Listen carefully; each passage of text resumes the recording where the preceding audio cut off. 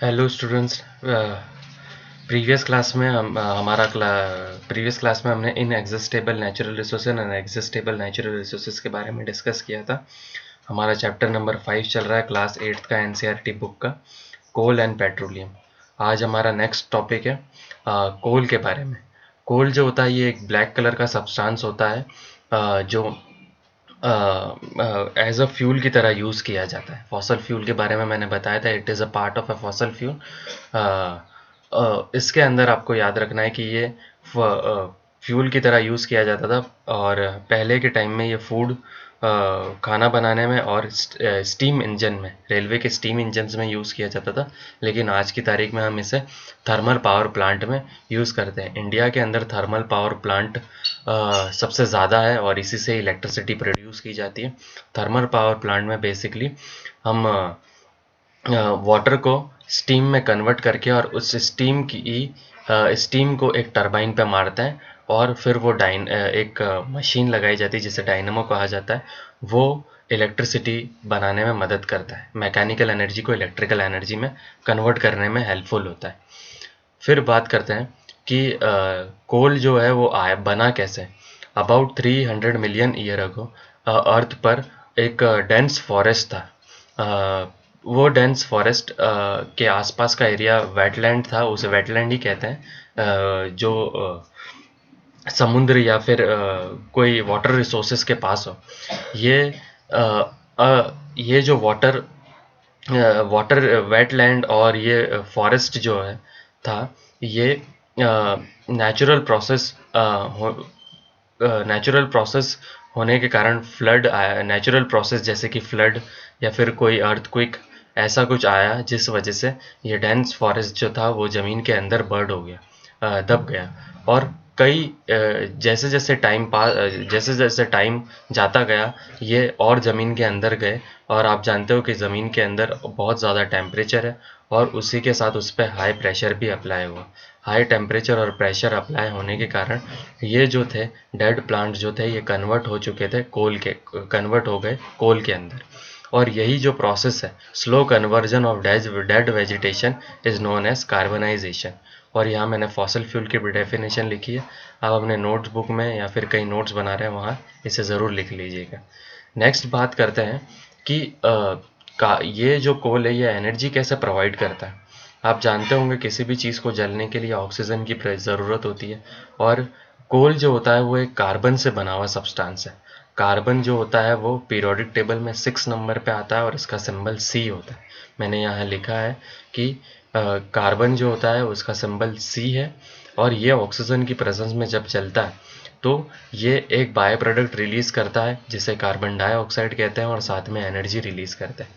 आप जानते होंगे कि जितने भी फॉसल फ्यूल्स हैं वो एक धुआं छोड़ते हैं। ये धुआं जो होता है जनरली कार्बन डाइऑक्साइड होता है। और ये जो कोल होता है बहुत सारी इंडस्ट्रीज़ में हेल्पफुल होता है। इस कोल से कुछ और भी यूज़फुल प्रोडक्ट्स बनते हैं, उनके बारे में भी हम डिटेल में पढ़ेंगे, जैसे कि होता है कोक, कोल टार और कोल गैस। सबसे पहले हम कोक के बारे में पढ़ेंगे। कोक जो होता है ये ब्लैक सब्सटेंस होता है और टफ और पोरस होता है। आप देख रहे होंगे मैंने एक डायग्राम दे रखा है, कुछ इस टाइप का कोक होता है। ये कार्बन का प्योर फॉर्म होता है और स्टील मैन्युफैक्चरिंग में बहुत ज़्यादा यूज़ किया जाता है, स्टील को पिघलाने में और मेटलर्जी में। आप कभी फ्यूचर में पढ़ेंगे, मेटलर्जी एक ब्रांच है केमिस्ट्री की। इसके अंदर हम मेटल को ज़मीन से एक्सट्रैक्ट करते हैं, ज़मीन से निकलते हैं। आप जानते होंगे सारे, जैसे हो गया आयरन, हो गया है कॉपर, हो गया है एक्सेट्रा, वगैरह वगैरह चीज़ें जो है वो ज़मीन से निकाली जाती है, उन्हें साफ़ किया जाता है और उन्हें ऐसे केमिकल्स के साथ या फिर ऐसे सब्सटेंस के साथ ट्रीट किया जाता है। जनरली स्टील बनाने के लिए ये कोक का यूज़ किया जाता है, तो इसलिए इधर लिखा है मेटल सब्सटेंस को मेटलर्जी में इसका यूज़ किया जाता है, extraction of metal, pure metal form बनाने के लिए। फिर बात करते हैं कोल टार। ये एक थिक ब्लैक कलर का लिक्विड होता है, इसमें अबाउट 200 सब्सटेंस प्रेजेंट होता है, और ये बहुत सारी चीज़ें बनाने में यूज़ किया जाता है। जैसे कि ये इंडस्ट्री में यूज़ होता है सिंथेटिक डाई यानी कि कलर बनाने में, ड्रग्स में यानी कि दवाइयाँ बनाने में, एक्सप्लोसिव यानी कि जैसे दिवाली के आपके जो फटाके होते हैं और बम बनाने में इनका यूज़ किया जाता है, और परफ्यूम बनाने में, प्लास्टिक पेंट बनाने में, फोटोग्राफिक मटेरियल्स में और रूफ मटेरियल्स बनाने में इसका इस्तेमाल होता है। और इधर नैफ्थलीन बॉल भी लिखा है, यानी कि कपूर की गोली जो होती है वो भी बनाने में यूज़ किया जाता है। अभी आज की तारीख में हम इससे रोड भी बनाते हैं। आप देखेंगे कि जो डामर होता है वो इस कोल टार से ही बना होता है। फिर बात करते हैं लास्ट जो है इसका कोल गैस।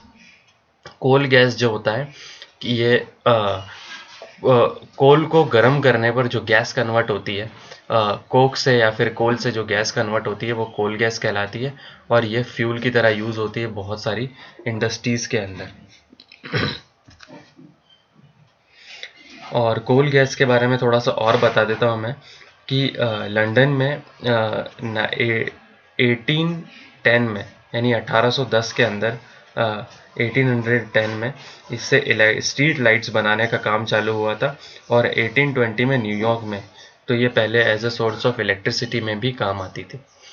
फिर मैंने ये एक ओवरव्यू दे दिया है एक डायग्राम के साथ, इसे भी आप देख लीजिएगा थोड़ा सा, इसके यूजेस और साथ में कोल के अदर सब्सटेंस। आप देख रहे होंगे कि कोक जो होता है वो सॉलिड सब्सटेंस होता है, और कोल टार जो होता है वो लिक्विड सब्सटेंस होता है, और कोल गैस जो होता है वो गैसियस सब्सटेंस होता है। फिर हमारा अगला टॉपिक है पेट्रोलियम। पेट्रोलियम जनरली वर्ड आपने सुना होगा। पेट्रोलियम जो होता है वो पेट्रोल और डीजल और इस अदर फ्रॉम इस और ऐसे नेचुरल रिसोर्सेज जो एज ए लिक्विड फॉर्म में प्रेजेंट होते हैं, और हम इन्हें एक्सट्रैक्ट करते हैं फ्रॉम द अर्थ। इसकी भी एक कहानी है, जैसे हमने कोल के बारे में पढ़ा था। पहले मैं यहाँ पेट्रोल के बारे में, पेट्रोल जो है एक वर्ड है, ये पैटा, और पैटा मीन्स होता है rock, and oleum means oil. तो रॉक से जनरेट होने वाला ऑयल जो होता है वो पेट्रोलियम कहलाता है। और ये पेट्रोल जो होता है ये पेट्रोलियम कंपाउंड बने कैसे हैं, जो एक्वेटिक लाइफ थी सी के अंदर, ये कई हज़ारों साल पहले ऐसे नेचुरल प्रोसेस हुई जिस वजह से ऐसा डिस्ट्रक्शन हुआ अर्थ पे, जिस वजह से ये एक्वेटिक लाइफ और ये जो सी था ये ज़मीन के अंदर यानी अर्थ के अंदर बर्ड हो गया। जैसे वहाँ प्लांट जो थे डेंस फॉरेस्ट बर्ड हो चुका था हुआ था, वैसे यहाँ पर एक्वेटिक लाइफ बर्ड हो। और एज अ टाइम पास हुआ और हाई टेम्परेचर ज़मीन के अंदर जाता गया, तो हाई टेम्परेचर और प्रेशर अप्लाई होने के कारण ये कन्वर्ट हो गए पेट्रोलियम सब्सटेंस के अंदर एंड नेचुरल गैसेस के अंदर। और world first oil well is Pennsylvania, USA in 1859, और अप्रॉक्सीमेटली उसके 8 ईयर्स या 10 ईयर्स बाद हमारे इंडिया में ही फाइंड करी गई। मोकाम करके एक जगह है आसाम में। आज की तारीख में इंडिया में बहुत सारी ऐसी जगह हैं जहाँ पर ये ऑयल और नेचुरल गैसेस फाइंड आउट किए जाते हैं, जैसे कि गुजरात हो गया है, असम हो गया है, मुंबई हो गया है, और राजस्थान का कुछ थोड़ा सा हिस्सा है, गोदावरी और कृष्णा बेसन में भी ये जो है पेट्रोलियम और नेचुरल गैसेस जो होते हैं वो फाइंड आउट किए जाते हैं। अब बात करते हैं हम इसे एक्सट्रैक्ट कैसे करते हैं। ये हमारे बुक में भी ये डायग्राम दे रखा है। ये रॉक्स में या फिर समुद्र के अंदर भी आपको ये वेल्स जो कुएं होंगे ये मिल जाएंगे। हम क्या करते हैं, एक लंबी सी अर्थ के अंदर बहुत लंबी पाइप जो होते हैं वो डालते हैं, और ये जो पाइप है फिर यहाँ से पहले तो हमें प्रोबेबिलिटी फाइंड करनी होती है कि वहाँ पर ऑयल है या नहीं है। फिर ये जो एक जगह पर तो आपको गैस मिलेगा, गैस और ऑयल दोनों साथ में ही मिलेगा आपको जर्नली, और ये आपको फिर एक्सट्रैक्ट करना पड़ेगा। एक्सट्रैक्ट निकाल इसे ऐसा नहीं है कि आपने निकाल लिया तो आप डायरेक्टली इसे यूज़ कर सकते हैं, नहीं, आपको पहले इसे अलग करना होगा, जिसे रिफाइनिंग कहते हैं, रिफाइनिंग ऑफ पेट्रोलियम। इसे ये एक पेट्रोलियम जनरली डार्क कलर का होता है, और ये इसकी जो स्मेल होती है बहुत अनप्लीजेंट होती है। फिर इस मिक्सचर को हम क्या करते हैं, एक सेपरेट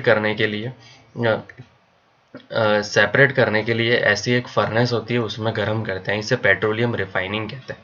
जैसे आप इसे गर्म करेंगे जैसे मान लीजिए मैंने यहाँ अलग अलग टेम्परेचर दे रखे, सब चीज़ों का बॉइलिंग पॉइंट अलग अलग होता है।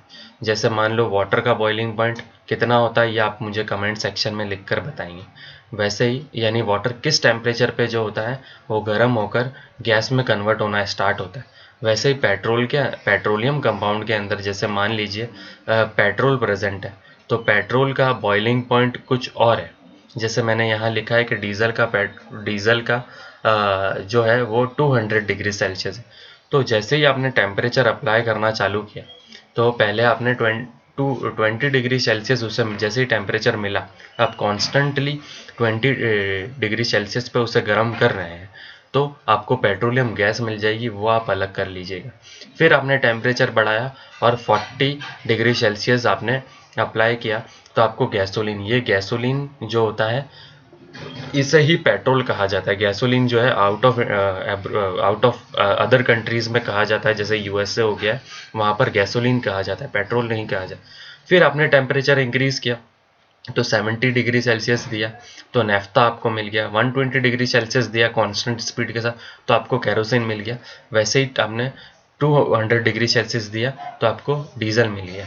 तो इस तरीके से आप पेट्रोलियम में से पेट्रोल डिफरेंट डिफरेंट टाइप्स के कंपाउंड्स आप निकाल सकते हैं। तो इस तरीके से एक्सट्रैक्ट किया जाता है पेट्रोलियम रिफाइनिंग में, आपको इतना याद रखना है। ओके, यहाँ डेफिनेशन लिख ली है मैंने, आप ना नोट डाउन कर लीजिएगा कहीं पर। The process of separating the various constitute or fraction of a petroleum is known as refining. और पेट्रोलियम कंपाउंड्स के क्या क्या यूजेस होता है मैंने यहाँ लिख लिए हैं। जैसे कि पेट्रोलियम गैस जो होता है वो फ्यूल के तौर पे यूज़ किया जाता है। आप देख रहे होंगे, देखो इधर लिखा है एलपीजी, यही पेट्रोलियम गैस जो होती है, लिक्विफाइड पेट्रोलियम गैस, ये जो होती है ये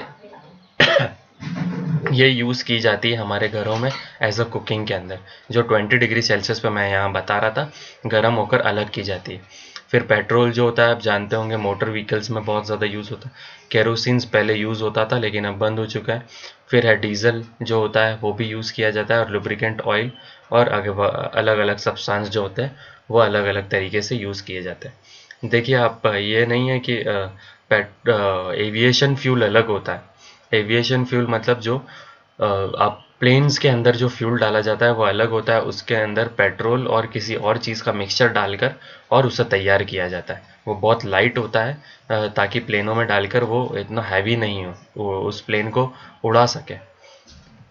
तो इतना ये थोड़ा नॉलेज याद रख लेना। और इंडिया में ये जो पेट्रोलियम रिफाइनिंग बहुत सारी है, जैसे कि हमारे राजस्थान में ही आप देखोगे कि बाड़मेर में अभी एक काम चल रहा है पेट्रोलियम रिफाइनिंग का, और वगैरह वगैरह मुंबई में है।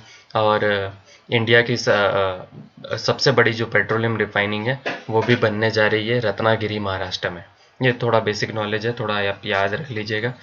फिर आगे बात करते हैं नेचुरल गैसेस की। यहाँ मैंने आपको बताया था कि एक गैस निकल रही थी, ये नेचुरल गैस है, और उसके नीचे वाला सब्सटेंस जो आप देख रहे हो वो ऑयल है। नेचुरल गैस जो होता है वो भी एक फ्यूल की तरह यूज़ होता है, और ये बहुत इजी कैरिएबल होता है, और ये पाइप के थ्रू ट्रांसपोर्ट किया जा सकता है।